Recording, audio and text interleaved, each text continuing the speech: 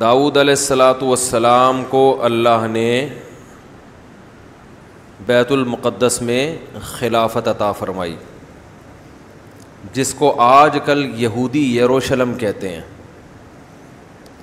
یا اسرائیل کہتے ہیں۔ انہوں نے اپنے والد حضرت یعقوب علیہ السلام کے نام پہ اس کو کیا رکھ دیا؟ اسرائیل۔ ہم حضرت یعقوب علیہ السلام کا تو احترام کرتے ہیں مگر اسرائیل کو تسلیم نہیں کرتے، اس لیے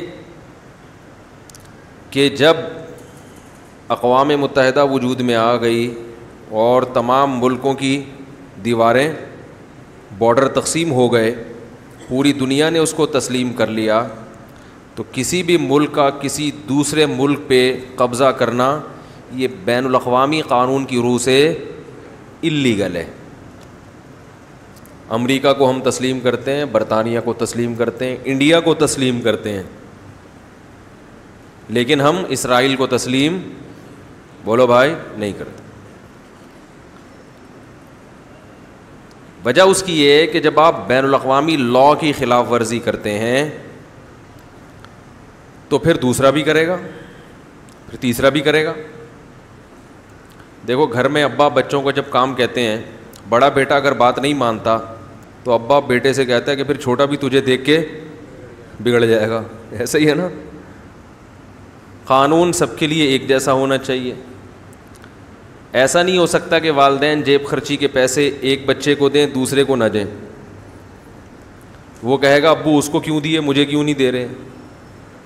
تو یہ جو دنیا میں جتنے بھی امن سلامتی کونسل ہے اور جتنے بھی امن کے دعوے دار ہیں، ان کو چاہیے کہ بدامنی کی جو بیس ہے اس کو پکڑیں۔ بیس کہاں سے شروع ہو رہی ہے؟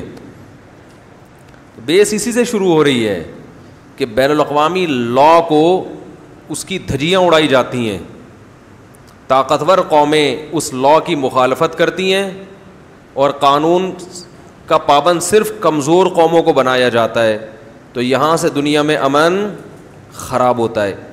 اور یہ ساری بدماشی شروع کہاں سے ہوئی ہے؟ یہودیوں سے۔ اسرائیل کا مسئلہ اگر دنیا میں کھڑا نہ ہوتا تو آج دنیا میں بدامنی نہ ہوتی، تو وہ سارا اسی کی بیس پہ معاملہ خراب ہوا ہے۔ اور اسی کا آج ہم نے جو سورہ مائدہ پڑھی ہے اس میں اللہ نے اس کا تذکرہ بھی کیا، وَيَسْعَوْنَ فِي الْأَرْضِ فَسَادًا، ہمیشہ زمین میں کیا کرتے رہیں گے؟ فساد، سکون سے چین سے دنیا کو بیٹھنے نہیں دیں گے۔